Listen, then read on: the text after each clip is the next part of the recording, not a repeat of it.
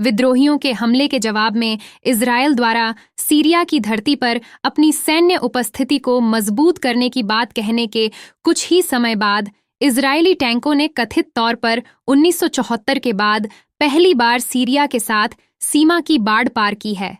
मारिवे अखबार के अनुसार इस कदम का उद्देश्य कथित तौर पर सीरियाई सशस्त्र बलों या नागरिकों को, चाहे उनकी निष्ठा कुछ भी हो, इजरायली ठिकानों के करीब आने से रोकना है।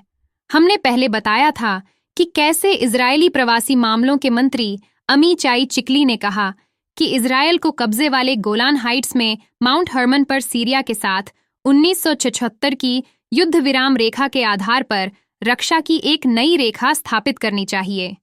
इजरायल ने 1967 में सीरिया के गोलान हाइट्स के अधिकांश हिस्से पर कब्जा कर लिया और 1981 में इसे अपने में मिला लिया। विद्रोहियों ने राष्ट्रपति अल असद को बड़ा झटका देते हुए राजधानी दमिश्क में कब्जा कर लिया है। साथ ही विद्रोहियों ने सरकारी टीवी नेटवर्क पर कब्जा कर लिया है। रॉयटर्स न्यूज एजेंसी रिपोर्ट कर रही है कि सीरियाई राष्ट्रपति बशर अल असद विमान में सवार होकर किसी अज्ञात स्थान के लिए रवाना हो गए हैं। उनका विमान रडार से लापता हो गया। इससे पहले शनिवार को सरकार ने उन रिपोर्टों का खंडन किया था कि अल असद दमिश्क से भाग गए हैं। राज्य समाचार एजेंसी ने कहा कि वह दमिश्क में ही हैं और राजधानी से अपना काम कर रहे हैं।